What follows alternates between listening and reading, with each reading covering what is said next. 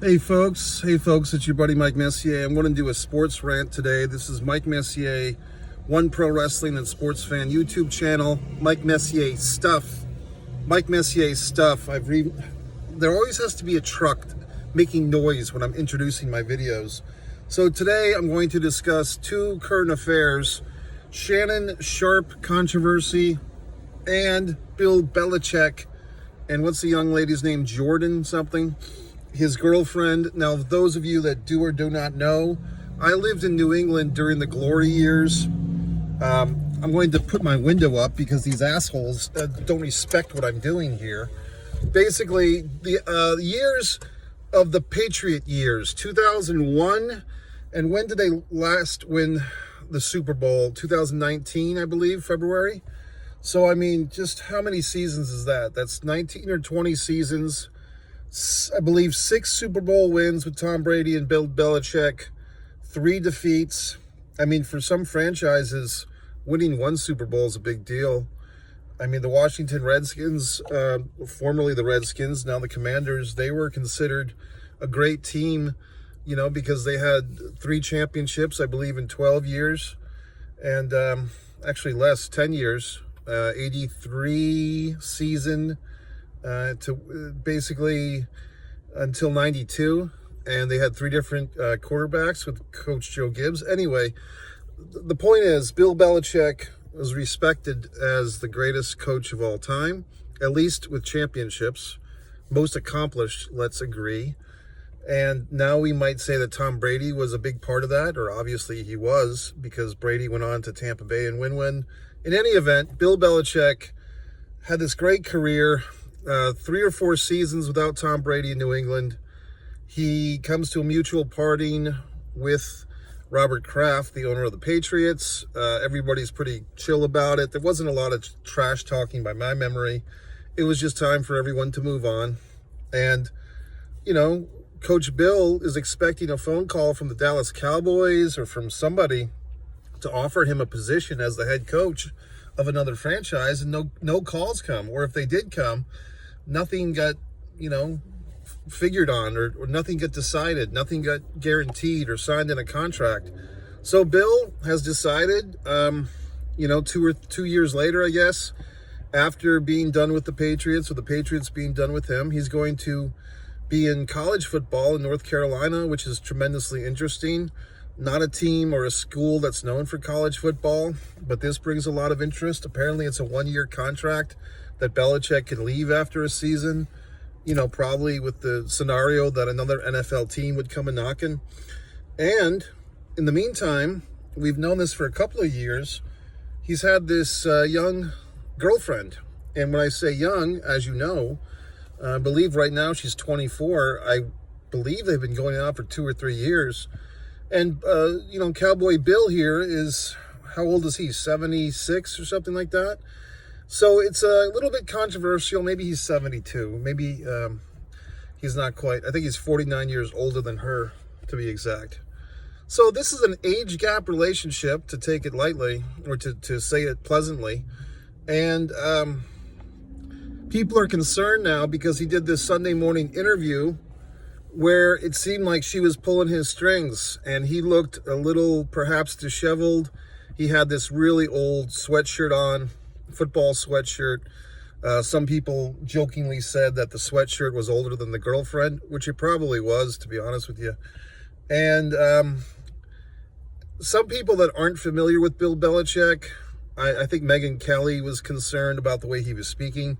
That's just the way he speaks. I mean, I didn't see anything in that interview where Bill was speaking or the way that he answered questions. It wasn't much different than when he was the coach of the Patriots. He gives very stunted answers. It doesn't look like he's ever particularly comfortable with interviews. The one time that I saw him comfortable, there was this really good special, I believe in ESPN, 30 for 30. 2 Bills, Bill Belichick and Bill Parcells, I believe, that they worked together with the Giants. I believe it was Parcells was the head coach, and Belichick was the defensive coordinator, and they were just reminiscing about their success together. And Belichick seemed very comfortable in that scenario, where he's basically talking football. when he's talking about his private life or he's talking to a non-sports person, he's even less comfortable. And I think he's just a guy who's just guarded. It's just a personality thing. I mean, I think there was some coyness during the Patriots years because he didn't want to give away strategies, or, maybe he was hiding something with the deflate gates and the camera gates, spy gates and stuff. But I think he just didn't ever want to show his hand as far as which players would be playing or who was injured and strategies. And I found that to be kind of old school and refreshing, because you have so many coaches and players who are just out there, boasting and bragging. But Belichick and Brady and the rest of the Patriots did it where it counted, on the football field. So now we flash forward to get right to the heart of the matter. Is this young woman, who apparently is his social media representative or his social media director, and his girlfriend, is she, controlling this guy? As people are referring to Jill Biden and Joe Biden, my feeling, and people are saying, is this transactional? What a common question people are having, it seems like a lot of females are asking, what do they have in common? I mean, here's the thing, folks. They don't have to have much in common. I mean, and here's the thing, and this, it might sound, I don't know how it's going to sound, but I feel like it's their personal life. And even if it's transactional, look, he's in his 70s. How much life do you think he has left in him? Or more to the point, how much life does Coach Bill think he has in himself of really good living? Not of, nursing home living, not to put down people in nursing homes, but freedom living. Like when you can call your own shots, when you're not relying on medical people or hospitals and stuff, but free living. 10 years, 15, maybe. I mean, he's in pretty good shape for a guy his age, but he's a little overweight, not much, I would say he's had a stressful career and a stressful life. I don't know if Belichick's ever been divorced or anything, but in my opinion, he deserves to be happy. And if this relationship makes him happy with this young lady, and they're not breaking any laws, I mean, that's one thing that's kind of pissing me off about this. All the criticism that Jordan and Bill Belichick are getting, they haven't done anything wrong legally. You can debate the morals and the ethics, but as far as we know, they haven't harmed anyone.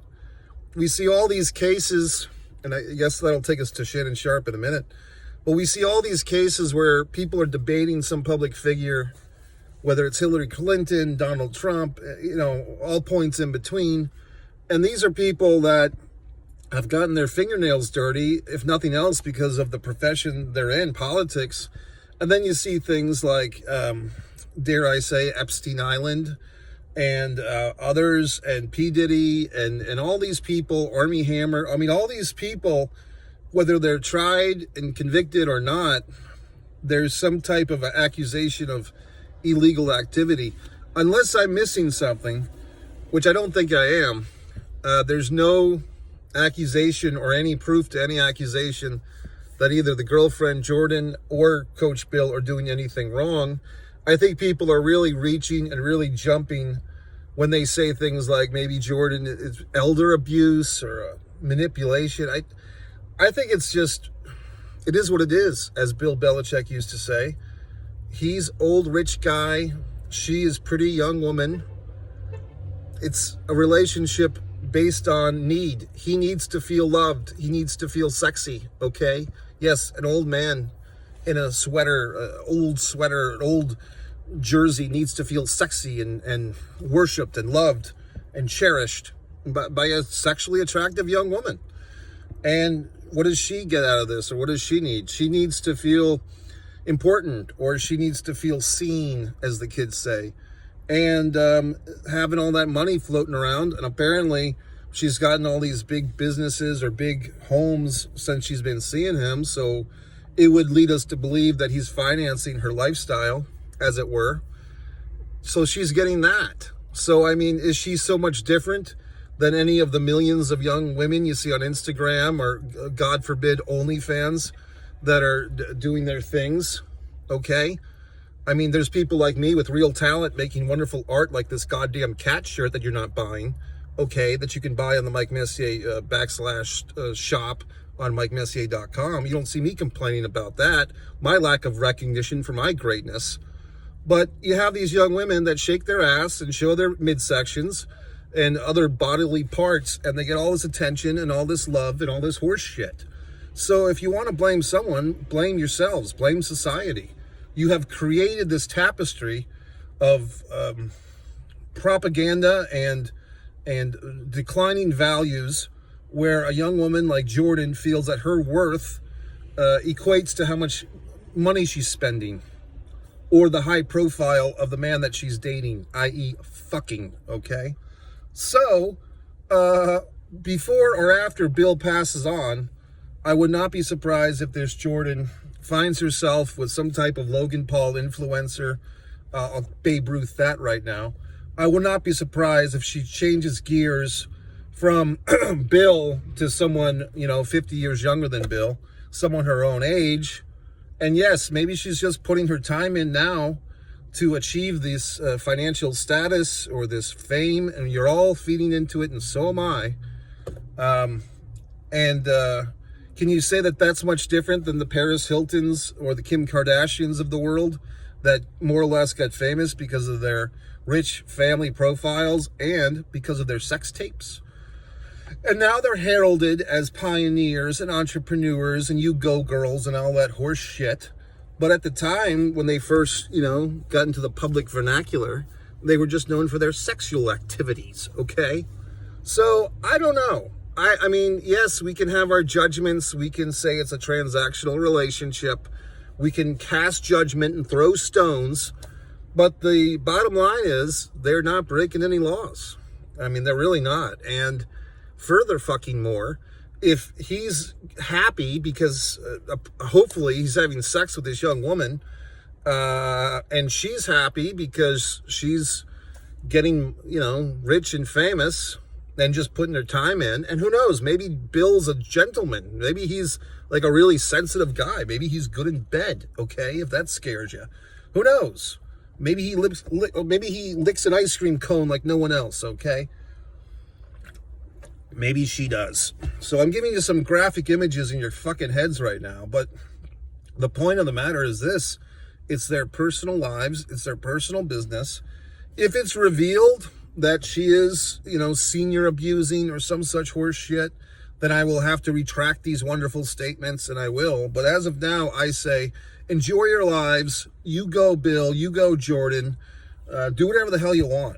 Now, the case that I will discuss next, I feel much more mixed about it and less confident in my feelings, because I do feel that I'm glad that I didn't do a video earlier about this, because when this first broke, I was very opinionated, really on the side of Shannon. Sharpe just felt like he was getting a shakedown played on him. I really felt that way until I'll give credit. Whitlock, Jason Whitlock, is one of these guys that's kind of on my YouTube feed. He used to be with ESPN. Apparently he's worked in the same, buildings with the Shannon Sharpes and the Stephen A. Smiths and the Skip Baylesses and the Joys. Joy Taylor, which he's kind of humorously dubbed peanut butter skin and cans, which is really kind of funny in a way. It is. But basically, I've been watching a lot of Whitlock, who's kind of been all over this Shannon Sharpe thing. And maybe his viewpoint is tainting my viewpoint, perhaps. But in the days since this first came out, there's been another accuser interview that's been released that I've listened to. And apparently, according to Whitlock, Shannon Sharpe had situations or accusations, I believe, going back to 1994. So that hasn't really been widely discussed, as far as I know, in the mainstream media, as they say. But if you watch this Jason Whitlock stuff, Fearless, I believe his YouTube channel is called, he's given a lot of this information that's not good for Shannon Sharpe's cause, and it's pretty I mean, not exciting, but just pretty interesting. And here's a thing where I think in this case, and I don't know this young woman, I don't go on OnlyFans. I find that to be unnecessary for my life. I don't understand it. It seems like a platform like OnlyFans, and I know some defenders will say, oh, it's not just nude women, it's not just exploitation of simps, it's not just this, it's not just that. But I do believe OnlyFans is like a modern day disgraceful website, and I'll stand by that. I don't OnlyFans, I don't simp for anybody. So in this scenario, yes, I will be judgmental. The fact that this young lady is an OnlyFans model, I do feel it hurts her credibility. And I know the Savior Knights will say, oh, it doesn't, that. Well, it does, okay? So, next case, why did they not settle? This is not a criminal charge. This is a civil charge. And all these things about dog collars and put a black baby in me and all these things that Shannon Sharpe released. I mean, there's so many things with this case. That's why it's like even a landmine talking about it. But I do find it unfair, perhaps, that in these high-profile cases, or maybe in any case, I mean, it's really a double-edged sword, but it does seem like our society, American society, has swung from innocent until proven guilty, until guilty until proven innocent. And one aspect of my point here is that it seems like the accused, the apparent or the accused defendant, their name is revealed, like their name's put out there for the public. And a lot of times the accuser, the plaintiff or the accuser or the victim, their name is not put out in the public record. I can see why you don't put the name of the victim or the accuser in the public record. But how come it's legal to put the defendant's name in the public record? I feel that neither person should be put in the public record their name. I think and I guess it's hard to do if there's a court case going on and so forth, but in an ideal society, these matters would be handled by the court systems without the public peering and the hashtagging and the social media horse shit. So I feel like it's a case where Shannon Sharpe basically retaliating in the court of public opinion with this release, apparently 500 pages of texting, which I'm not going to spend my time. I'm too busy doing things to read all that. But I've seen the blurbs. I've seen the highlights of it. I feel some have said that Shannon has done this type of thing before. The prior accusatory victim or alleged victim of Shannon Sharpe said that she was afraid he would do that type of thing. So it's tough because as this Shannon Sharpe, what's the young woman's name? Gabby, I believe. Or that's her OnlyFans name. And again, Shannon Sharpe released her name. I mean, he's going for the jugular. Of course, this guy's going to park next to me. Oh, hopefully he's not. But it seems like he's just going for cutthroat. He's not playing around. He could potentially, or probably is already, losing millions on this. People are quoting Monique. She was on his show. Yes, I have watched many Shannon Sharpe interviews. I watched what was the one with the comedian that was so controversial? And then Monique she tried to do hers as controversial as that first guy, and not close, but Monique was telling him that, he needs to get away from these young tarts and find himself a old fat woman and so forth to rub his feet and to give him a bottle of scotch or whatever the fuck. So, I mean, I think there's this public sentiment of, oh, Shannon, you got yourself hooked up with the wrong woman and ho, ho, ho. And that's what you get for messing with the young white women. But I do feel that this is a case where both parties could be guilty at the same time. And it's kind of like, well, who's guiltier or who's done worse? And it really is nasty, because I could see where if Shannon has this history of violence towards women, that, perhaps he is guilty. And at the same time, perhaps this young woman roped him into that.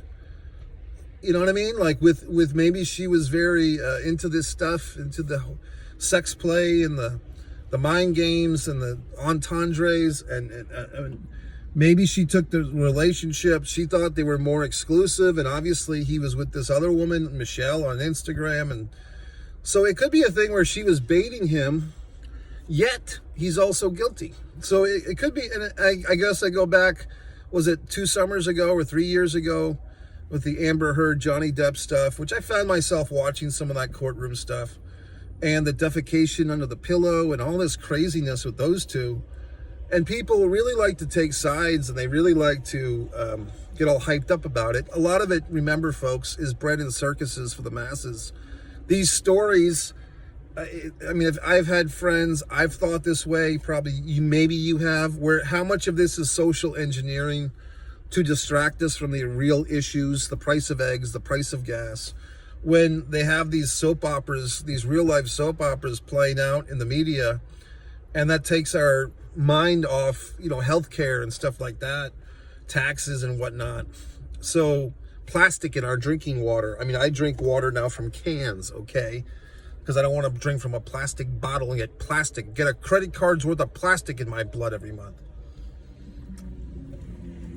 I guess my point on this one, folks, is I think it's still up for grabs. I think it's still undecided.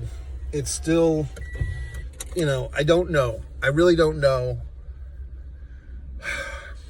I do feel that, life decisions, dating a woman, 30, how old was Shannon? 50 something. This girl was 19 when they met. Once again, it goes back to the Belichick thing. I mean, there's a comparison there of these age gap relationships.